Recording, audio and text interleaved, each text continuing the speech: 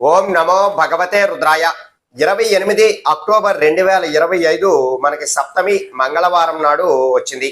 అయితే కార్తీక మాసంలో వచ్చేటటువంటి శుక్లపక్ష సప్తమి నాడు ఎవరైతే 27 మారేడు దళాలను తీసుకొని వచ్చి మీ యొక్క మందిరంలో ఉన్నటువంటి శివుని యొక్క ఫోటో దగ్గర కానీ లేదా శివలింగం పైన కానీ ఓం నమఃశివాయ అనేటటువంటి మంత్రాన్ని చెబుతూ 27 మారేడు దళాలని ఈ సప్తమి తిథి రోజు గనక ఉదయాన్నే 7 గంటలకి మీరు గనక ఆ పార్వతీ పరమేశ్వరుల ఫోటో వద్ద కానీ శివలింగం వద్ద కానీ సమర్పించారు అంటే మీకున్నటువంటి నక్షత్ర దోషాలు అనేటటువంటివి తొలగిపోతాయి.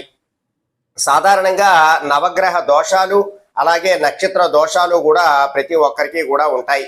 అయితే వారికి వచ్చినటువంటి వారి నక్షత్ర దోషం ఏదైతే తొలగిపోతుందో ఆ పరమశివుడి యొక్క అనుగ్రహంతో వారికి అన్ని కూడా శుభాలు జరగడము, వారు అనుకున్నటువంటి